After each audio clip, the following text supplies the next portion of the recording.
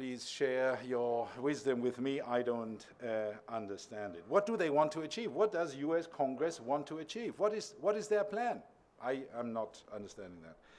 And of course, and it has been said before, the claims and the expectations of the BRICS countries are fully legitimate, and of course, the weight of Europe is too large. I think there is no doubt about that. What is happening in the meantime?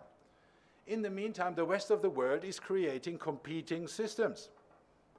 The Europeans have their own fund, the European Stability Mechanism, and it has a lending capacity of 500 billion euros, which would be something like 650 billion or even 700 billion dollars, so quite a bit. My forecast is no single European country will go back to the IMF in the near term or medium term. And there are two explanations. First, I don't think the IMF will bend its own rules again, which it did for Greece. Greece received 32 times the Greek quota, and the justification for that was we have to do that because there is a risk of contagion. And unofficially, IMF staffers, you don't have to kind of give evidence here now, but unofficially IMF staff says, probably not the management, we won't do that again. This was a mistake, we did it once, we won't do it again. And the second reason for this assessment that no European country will go back to the fund is the political costs of dealing with the IMF continue to be high. And now with the ESM and bilateral loans, we have a more convenient alternative in Europe. It may not be too convenient, but it is more convenient than dealing with the IMF. Now, this is not the only game in town. You already mentioned the Chiang Mai initiative, which has already been multilateralized, and now we have the BRICS fund, the CIA, and it's only 4 or 6 weeks old, so it's too early to tell what the long-term consequences will be. For the time being, the CIA doesn't matter. It is too small. It only has a lending capacity of 100 billion, and the trust amongst the group is relatively weak, which is, the evidence for that is for more than 30% of the lending capacity, the CIA is involving the IMF, just like in the Chiang Mai initiative. So they don't walk alone. They use the IMF to support their scheme. But the question is, and Barry Eichengreen has labeled the CIA empty symbolism, and for the time being, I think he's right. But over time, this institution may gain relevance and importance, and over time, the IMF might get a competing institution. And the question here is, will the CIA ever consider lending to a non-BRIC country? This is not on the agenda yet, but it may be over time. We also see that China is moving rapidly ahead with its financial liberalization and the so-called Shanghai pilot zone, where they liberalize capital flows and where they want to create a center for international finance within the 10 years. The next 10 years is evidence for that ambition. So in finance, we see a lot of developments, and not all of them happen at the IMF. Second point, WTO. At the moment, there's worldwide great frustration with India, and commentators outside this country blame India for the failure of the Bali package. I think it's fair to say that in the last decade or so, India's position towards the WTO has been somewhat ambivalent. But the problem is not just India's position towards the WTO has been somewhat ambivalent in the last 10 years. The other major players have created or are in the process of creating schemes outside the WTO as well. The US and the Europeans are creating the Transatlantic Trade and Investment Partnership. The US and Japan and others are creating the Trans-Pacific Partnership. So we have a range of countries that are, and important players, that are no longer unconditionally supporting the multilateral trading system. And that is a big problem for global economic governance in general. We don't know how serious the negotiating positions of the Americans have been. 10 years ago, President Bush suggested that in the Doha round, tariffs should go down to zero. Zero. For all manufactured products worldwide. I think if I use the terminology that is used in poker, I think this was a bluff. It was never meant, it was never a serious proposal. The evidence I have for that is the US continues to protect, for instance, its market in cars very heavily. There's a 25% tariff on half of the American car market since, and this goes too far, a trade conflict between Germany and the United States in 1962, 1963. The bottom line is the American car industry would probably no longer exist without that 25% tariff that continues to be applied. The EU and the Americans, I already mentioned that, are creating TTIP. I think it is hard to envisage, although some supporters continue to claim that there will be a coexistence of these mega regionals and the World Trade Organization. The World Trade Organization will probably not die, but it will lose relevance. It will become a sideshow. And the answer for the importance or for the relevance of TTIP comes from the US ambassador to Brussels, a gentleman called Anthony Gardner, who said in an interview in July, and I quote, "There are critical geostrategic reasons to get this deal done." Conventionally, you hear there are economic reasons to get this deal done. But now the US ambassador to the European Union reveals what the background is. This is a new kind of game in town, and this means that geopolitics is back on the agenda, not just for the US, but geopolitics is back, and this is a problem. For the Europeans, this is, of course, not a good development. If TTIP is implemented and if China and other Asian economies are kind of isolated from a trade perspective, then from a European perspective, that would be a bad thing. Consequently, we have seen a proposal by Chancellor Merkel and President Xi Jinping earlier this year in March to have an EU-China free trade agreement. So in trade, things are becoming more difficult. And of course, and this is my last point, the BRIC countries are reacting. They are creating their own schemes. The most convincing, and I don't want to go into the details, from an economic perspective, surprisingly, is President Putin's Eurasian Union, a customs union, which brings the countries relatively closely together. A customs union is a much deeper form of cooperation than a free trade agreement. Of course, this is not very popular to say, but I think what we observe is a range of regional initiatives by Brazil, by India, by China, by Russia, that are a reaction to the problems that we observe at the global level with regard to the regulation of trade and finance. Let me conclude with a quote from the Financial Times of the 6th of June this year, and we are waking up, this quote says, to a new world, and I quote here, not so long ago, policymakers in the West assumed that China and Russia would eventually decide they wanted to be like us. Mr. Xi and Mr. Putin have decided otherwise. The world is waking up from postmodern dreams of global governance to another era of great power competition. And with that unhappy perspective, I'd like to close. Thank you.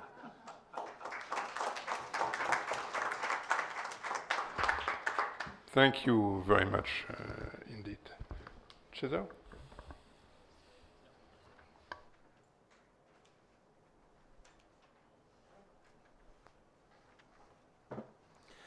So, good afternoon to everybody.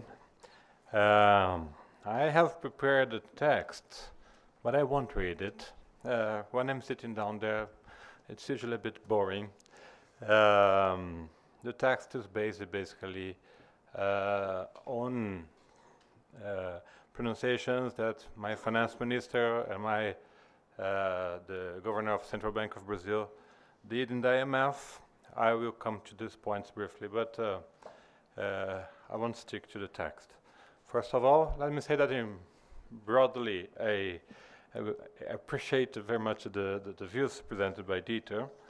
And let me put it this way. I think I see my own country, Brazil, in the international arena pretty much as a fair player and a multilateralist, which it has been so since the League of Nations, and in many times, as I believe Brazil would give up some immediate interests and benefit of a multilateral health.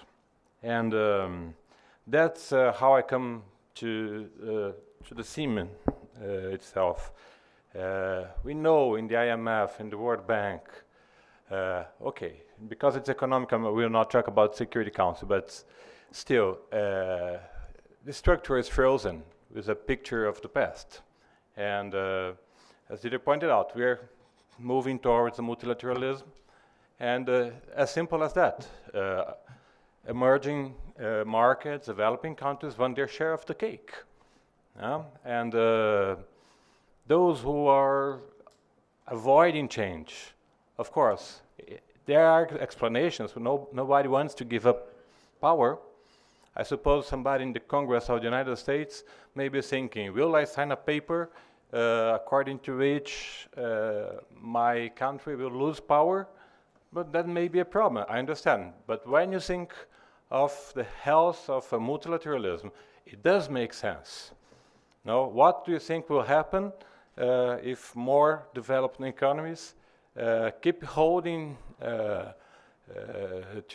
their power, their voting shares, when other developing countries have doubled their GDP? So, as it was said here, they will not remain sitting. So having said that, let's go specifically to the IMF.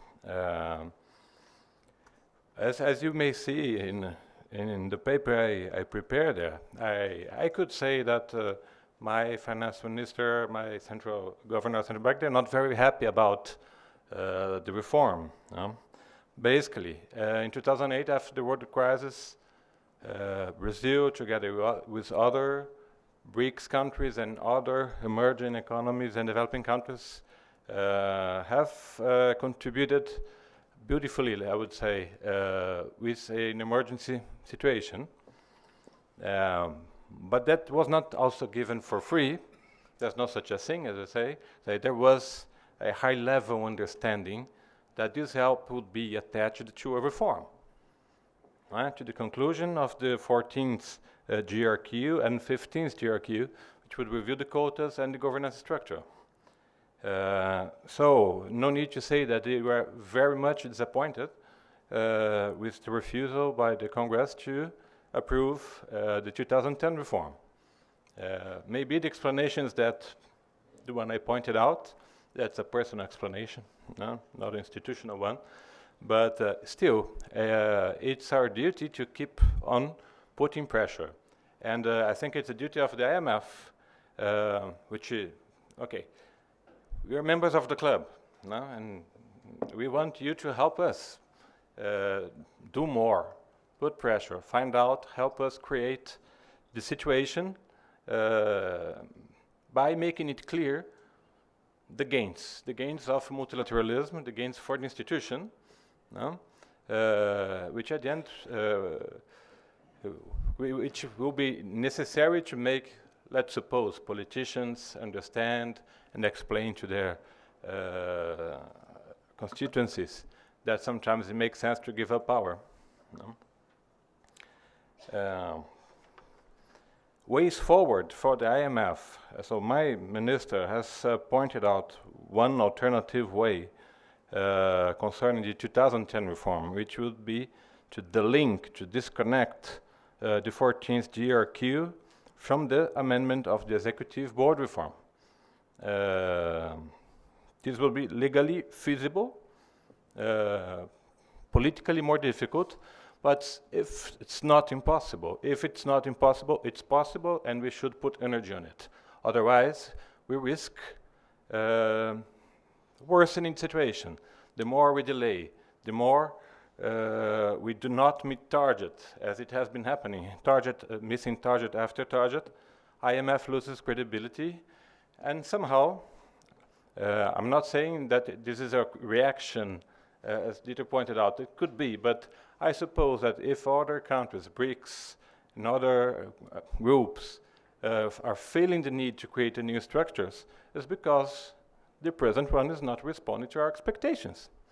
So I think that's about it. We want to put some pressure for the 2010 reforms to be approved to the end of the year, and if that doesn't happen, we seek guidance from the IMF. We need to do something. We cannot just sit down. I'll say a few words on the WTO too. I think it's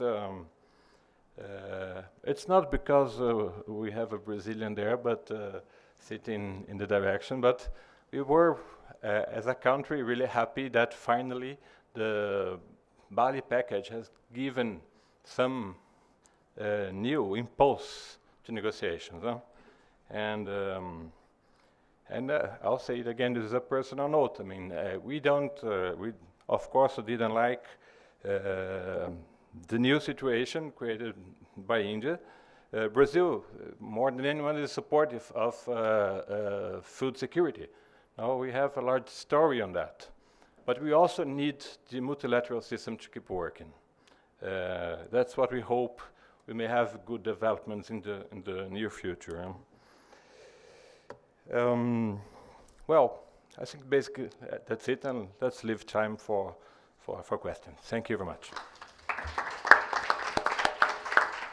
Thank you very much. Let me, before saying a few words, give the floor to the audience. Yes, you've been very patient. Thank you. Can you take the mic? Maybe is there a mic? Thank you. And briefly introduce yourself. Thank you.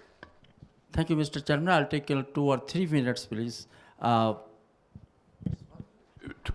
Okay. My first point, I think, is related to my first speaker from IMF. And I think he's a very much supporter to the IMF. It's fine. I'm also a supporter. And I congratulate him that his good presentations, nice presentations regarding this IMF. Okay.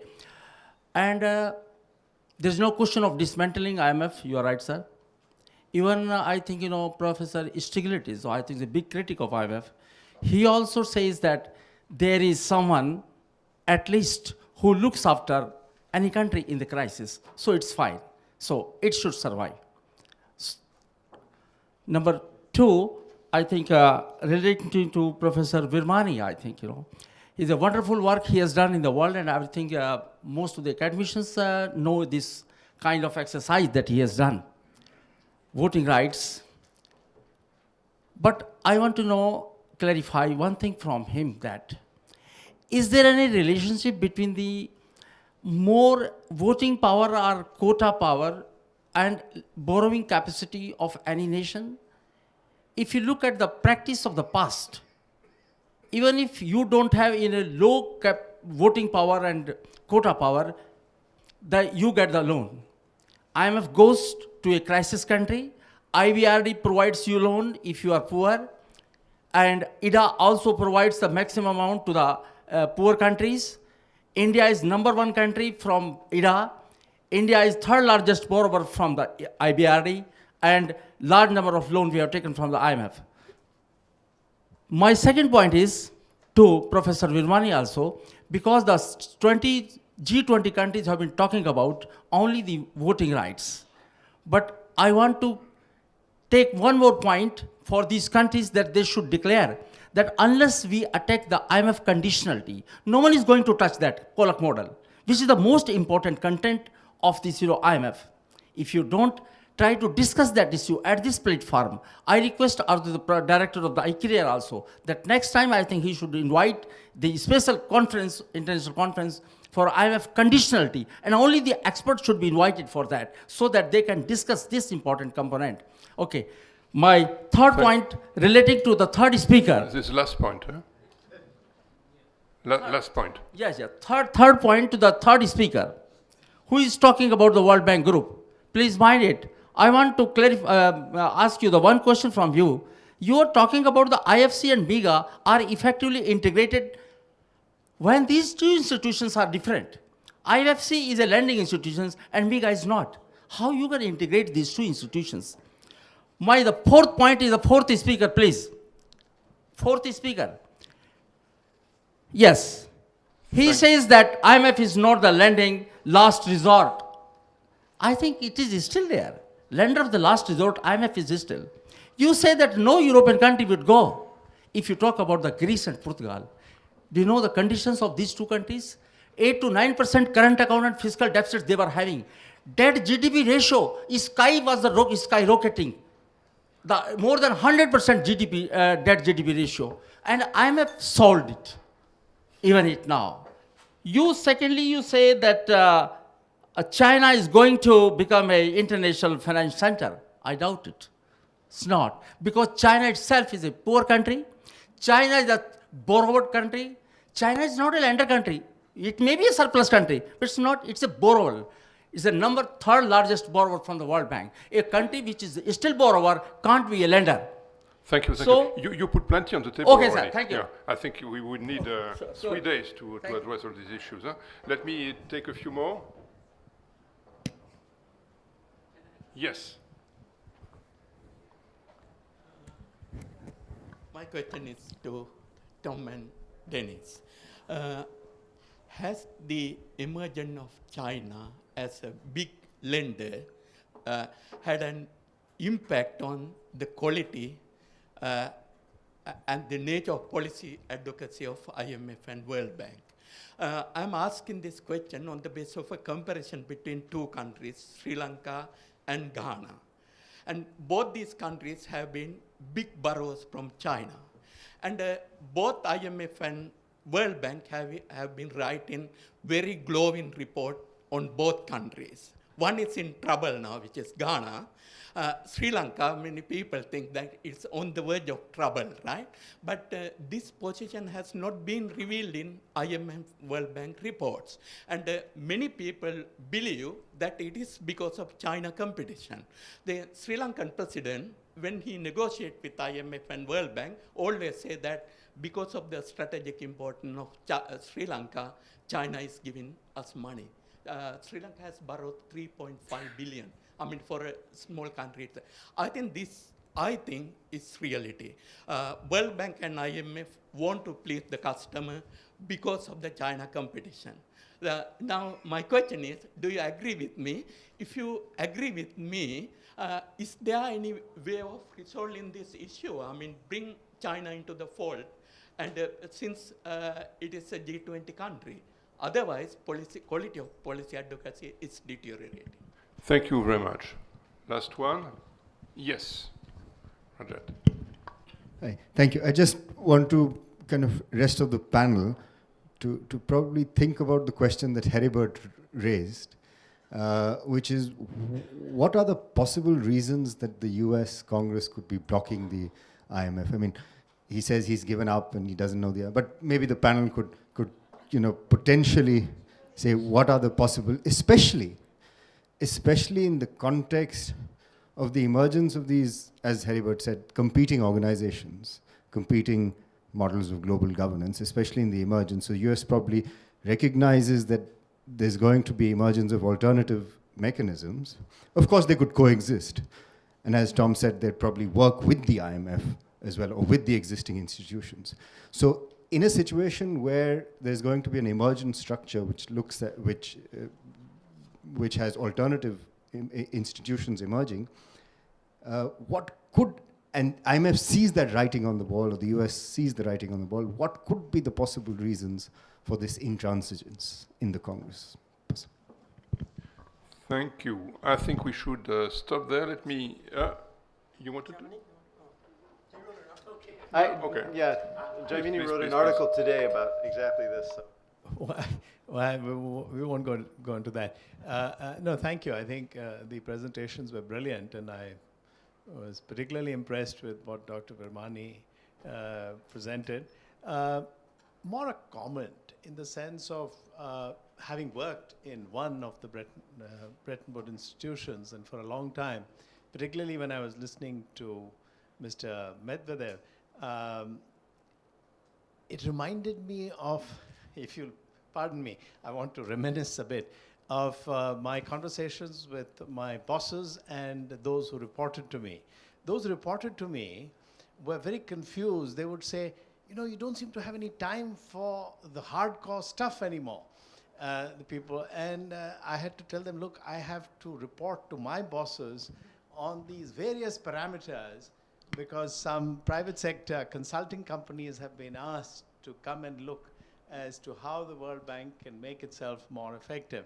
When I was looking at all your charts, and I somehow, pardon me, this is not said to criticize you, but somehow I said, my God, it reminds me of all those charts, and you know, you've got to give numbers on this and that and the other. I had no time left to try and increase the bank's income. At one stage, I was responsible for heading corporate finance to see to it that the bank doesn't get into trouble in terms of what income it is generating. But more broadly and more seriously, see, there's a huge credibility issue as far as these international institutions are concerned, because they were born at a time which was, the world was very different. So we are all aware of that. They're trying to move, but they're held back. As Mr. Tito says, there are some political economy realities.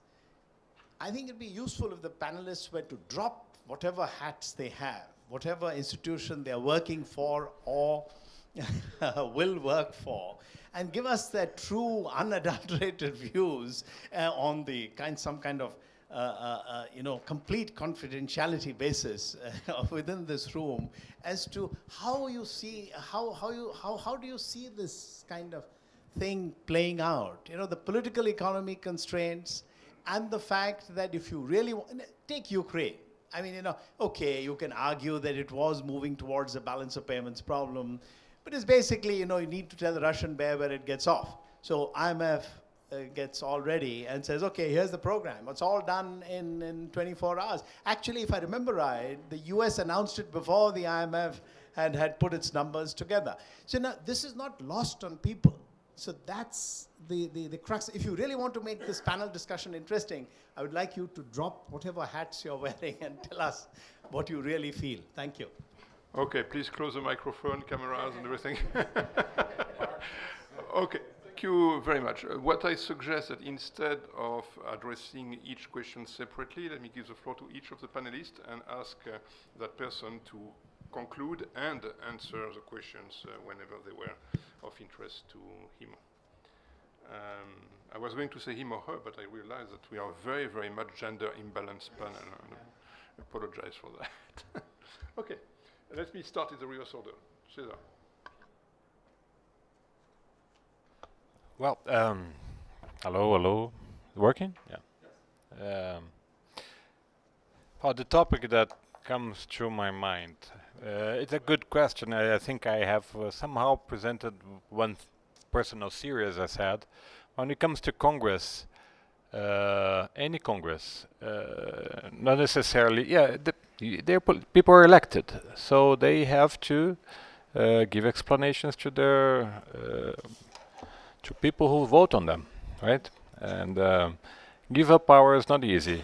So I, as a politician, would think twice before signing anything that would diminish power of my country. That's my personal view, to be sincere. It's not a very complex calculation. It's a simple question, which may be simple and wrong, but I think at the end of the day, what is happening is that this attitude is avoiding the expansion of